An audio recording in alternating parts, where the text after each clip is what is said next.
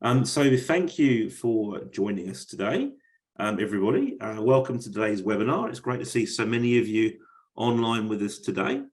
Thanks for carving out some of your valuable time on a Friday to join us as we explore how to unlock payroll's potential to enhance employee engagement. My name is Joel Smith. I'm the Chief Revenue Officer here at Affinity Payroll, which means that I'm responsible for our go-to-market and business growth strategies.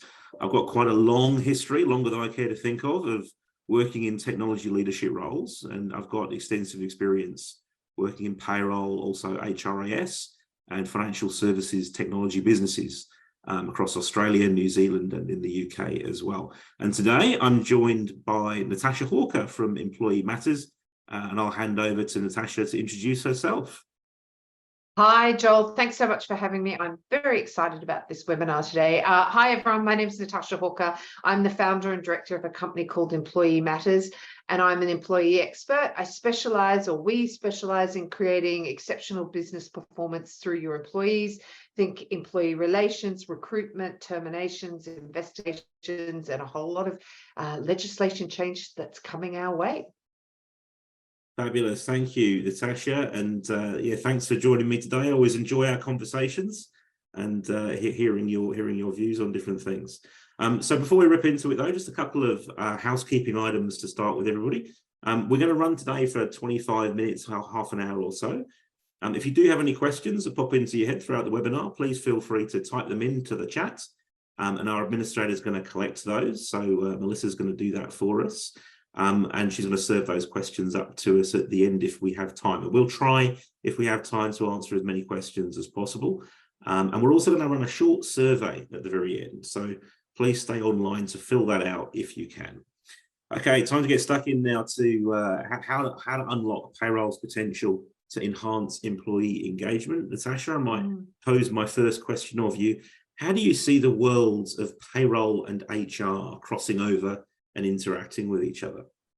Yeah, I actually think it's payroll, finance, and HR, but payroll and HR fundamentally, and they cross over all the time, and they're very dependent on each other. You know, they can make each other look both good and bad. So it's really important that they are connected. And I think the connection of between payroll processes and employee satisfaction really comes down to the basics. Employees want to have confidence that they're going to get their paycheck every week, and it's when it's expected for the amount that it's expected. And because what we do know, Joel, is that confidence doesn't take long, especially in the current climate, to be eroded. And so really good governance around that pay slips, that they're saying what they need to say and all of that sort of stuff. And I think at the most basic level, if I think about the interaction between payroll and HR, as an employee, you deliver a service or a task and you get paid for it. And that is what the relationship, master servant in the law is what it's called, is really all about. And I think what we do know, and we've seen a lot of it of late, and we're going to go into this a bit through our conversation today, is that, you know, implications can be, or ramifications can be very big. Mistakes are a big issue when they go wrong. And it's really important for businesses and their brand, and internally for HR and payroll, that we get this right more than we get this wrong. Absolutely. And so following on from that then, how important do you see payroll being in that context of employee engagement? I actually take this one back to real fundamentals. I think the psychological impacts of payroll are very real. And I refer back to Maslow's hierarchy of needs. So while employment, Joel, actually sits at level 2, safety needs, the money that's derived from that level 2 safety need of getting a paycheck actually helps the employee meet the psychological and the physiological needs of shelter, their homes, their food, their water, all of that, their clothing, which is level 1. So it is really critical. And I think a lot of businesses have been very focused on mental health over COVID, and still now those ramifications are still trickling through. You know, what we do know is financial stress is a leading concern for many Australians. I think pre-COVID, Joel, 38% of Australians were worried about their financial future. You might be surprised to know that that is more like 60% now. That's massively ratcheted up. given our high area of inflation and so on. And in 2021, 30% of Australians reported living paycheck to paycheck. So if that's the case, and then there's a delay, they're suddenly not meeting their bills. So I think it's really important that we get payroll right. And I think it's also really worth noting that obviously the government, the Albanese government, has got a lot of change legislation coming through at the moment. It's the most change since 2021. And for example, our payroll people are right at the forefront of that, because domestic and family violence leave, you cannot have it on the pay slip that they took domestic and family violence leave. It has to look like ordinary hours work. And that's a real issue. You know, payroll need to be at the absolute forefront of this and getting this right. So I think they're some of the things we need to be thinking about in this space. Yeah, those are some sobering statistics, Natasha. And I think we hear a lot about the cost of living crisis and inflationary pressure, but those statistics really paint a picture for us around the current situation that many workers in Australia and New Zealand as well would find themselves in. And so, I mean, leading on from that, it's fairly probably self-evident that inaccurate payroll, contributes to a negative impact on employee satisfaction. But how can accurate and timely payroll contribute to improving employee satisfaction and engagement?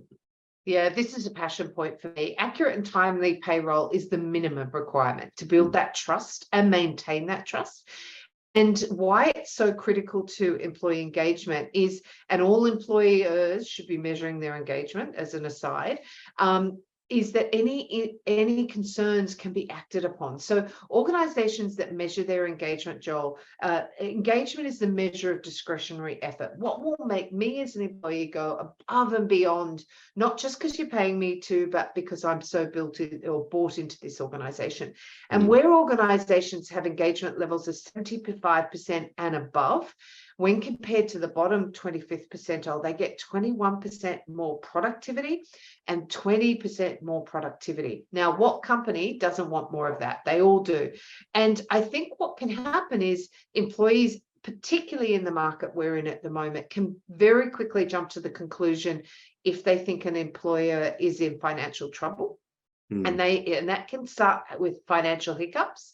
And then they start looking for another job. And it is the tightest applicant market that I've seen in almost 30 years. So you really don't want your employees looking around for other jobs because they're spoiled for choice at the moment.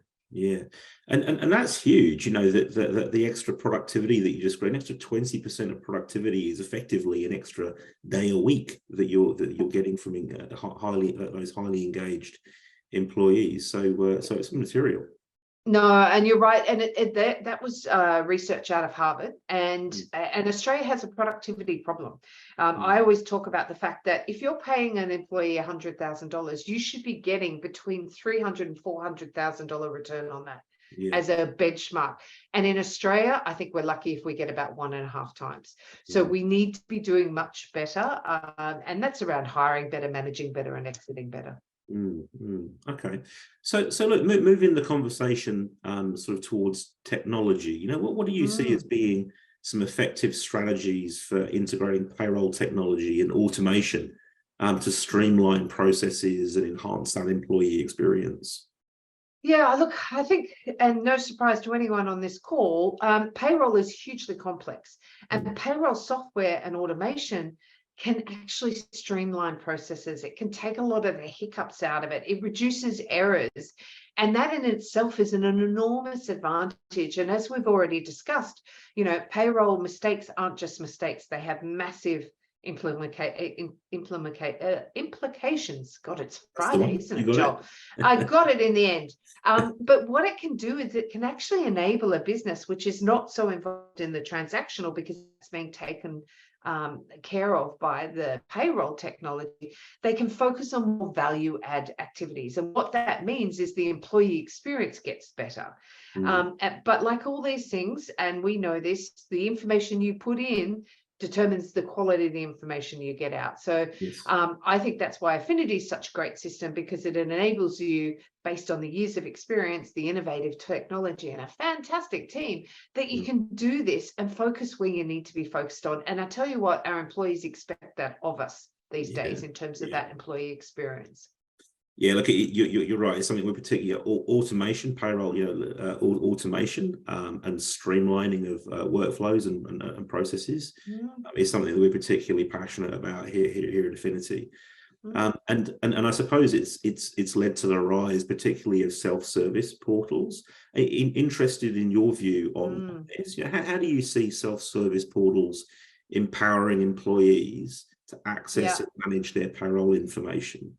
And then and then how does that benefit the overall employee experience?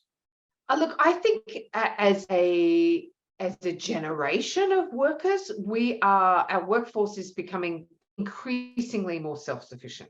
You know, at the very basic level, you used to have to go to a bank and put your check over and get cash back, and then we had ATMs and all of that sort of thing. So employers expect it, they've become more empowered. And what it does is it means that they don't have to waste time or get frustrated because they're waiting for a call back from payroll to find out how much annual leave they've got accrued.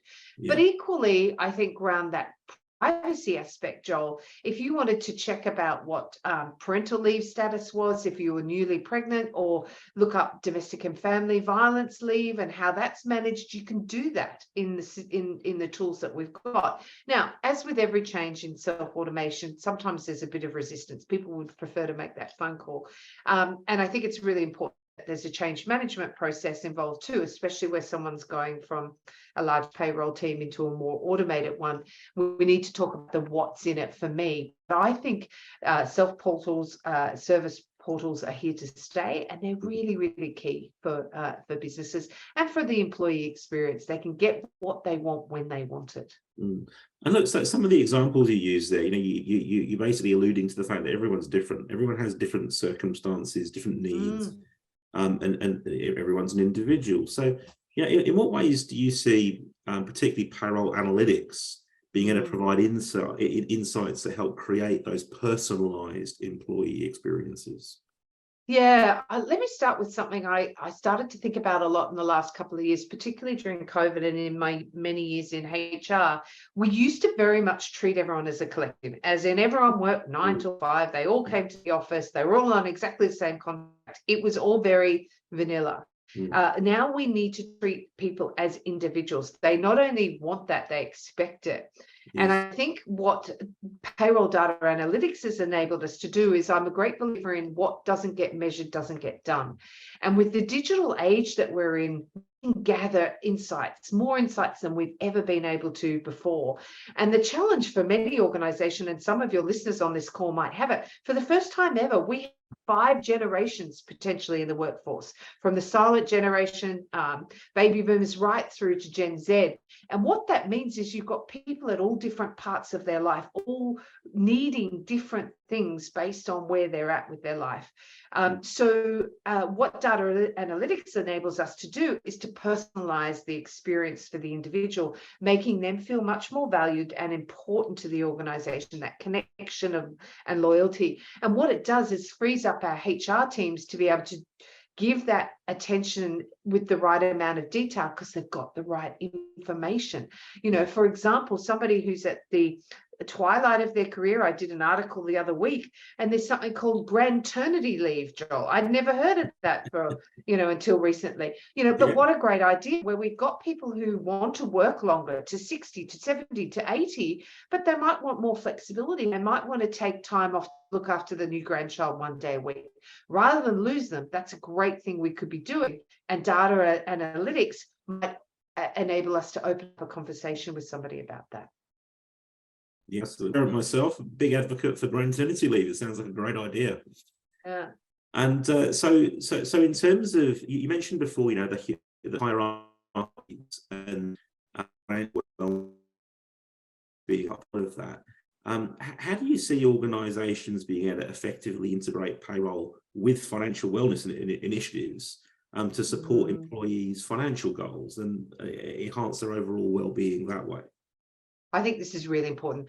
I believe absolutely that employers not only should, they have to do more in the current financial climate around financial well-being of their employees. I firmly believe, and I think I was a victim of this, thank God I've got a husband who's much better at it, that many Australians didn't get sufficient financial education. And I think this is problematic, especially in times like now.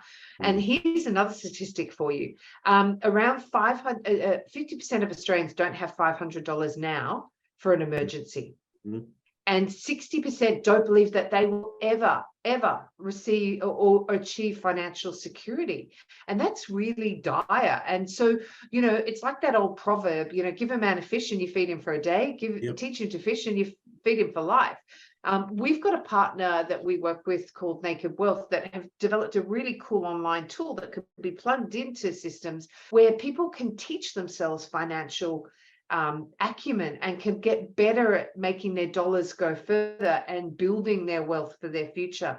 And I think that's really, really important. And I think that will also improve engagement. I worked at an organization a couple of years ago, and many years ago now, and they had a really young population, and the business owners were very aware that they couldn't these kids couldn't get a paycheck to go from 2 week to 2 week. And so they actually brought in financial trainers to train their team. And I think this was very advanced for the early 2000s to help them do better with financial acumen. And I think it's important that we do this as part of our payroll process as well.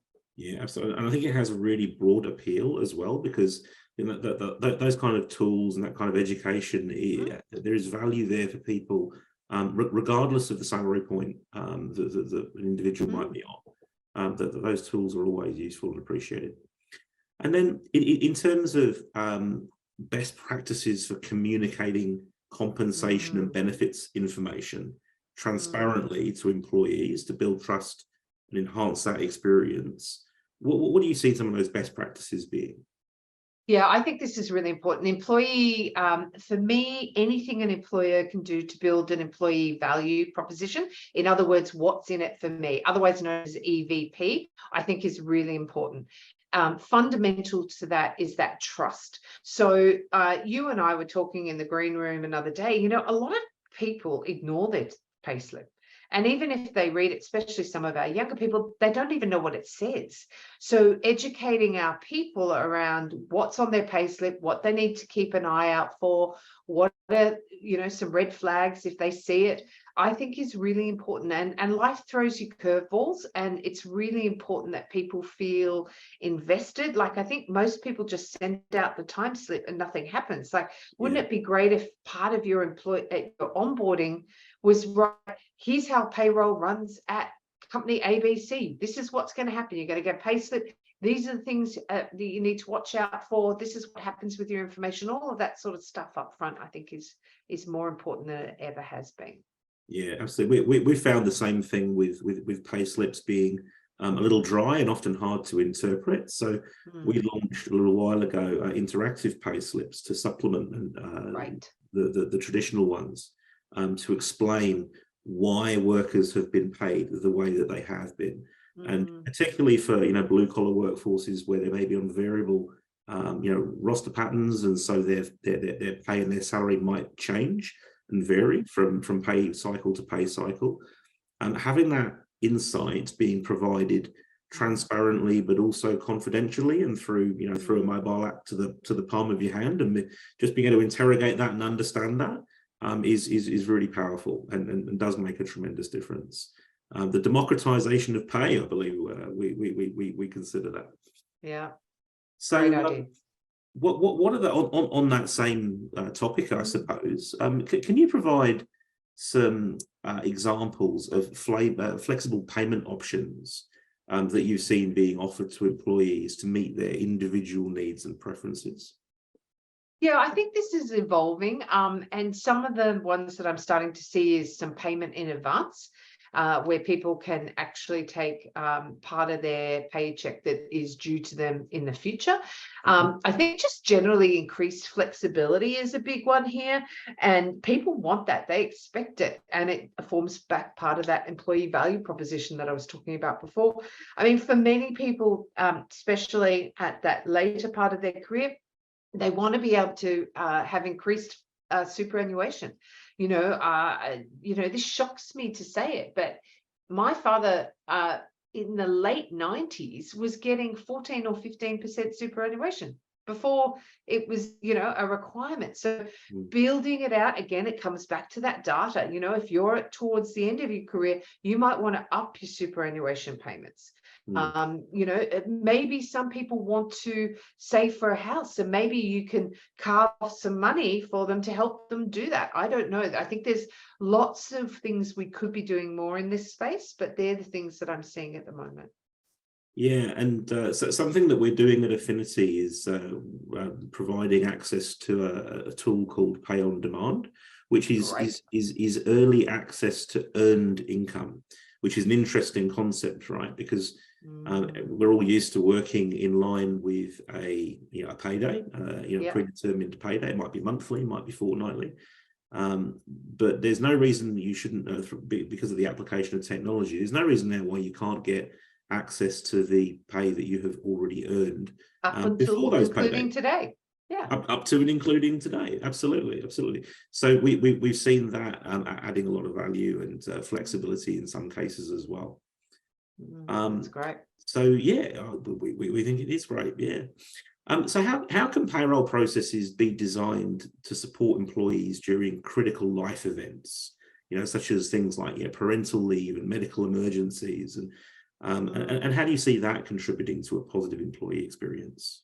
Yeah, I think one of the downsides of COVID was that we didn't do all our normal health checks that we would. And I, from personal experience, I know 2 people in my fairly small circle that have recently had bouts of cancer, actually 3. And I think building in flexibility to deal with those critical life events is really, really key. So, for example, if you do have an employee receiving treatment for cancer, and let's face it, there's a lot of them around there, they may have sick leave, Joel, they may have long service leave, they might want to take some unpaid leave because they're probably looking at 3 or 4 months of chemo, and radiation treatment. But they might want these payments to be spread out over time. There may be, or they might need them all up front. We don't know. And I think it's really important that we have the flexibility in our systems to be able to cater for that. And we work with a company called maximise, who helps organizations deal with people who have a cancer diagnosis, both from the employer perspective and also from the employee, because often I find people find it very difficult to deal with. We sadly, in our team, and he's doing really well now, we had a guy in our Melbourne team join us, and literally the next week he was diagnosed with throat cancer, and he worked for a couple of weeks up until his treatment. He's on treatment now, it's all finished, and he's on the healing process. So it's really common. So I think we do need to have payroll processes that can deal with that flexibility and give us and our very valuable employees what they need. Yeah, and being able to treat people as individuals, very, very important. Yeah, The theme, isn't it? Yeah, absolutely. Yeah. And one of the things you mentioned earlier was, you said that payroll is difficult or complex, I think you might have said, which it is. It's becoming more complex, and I suppose the consequences and penalties for getting it wrong are becoming more punitive. So what do you think some of the key considerations are for ensuring payroll compliance, with legal and regulatory requirements, whilst also enhancing the employee experience? Yeah, this is a massive one. And I don't think any of us would have to stretch our memory back very far when we haven't seen somebody on the front of the Sydney Morning Herald, whether it's Woolworths, 7-Eleven, RBA, CBA, who have all come unstuck with very large payroll underpayments.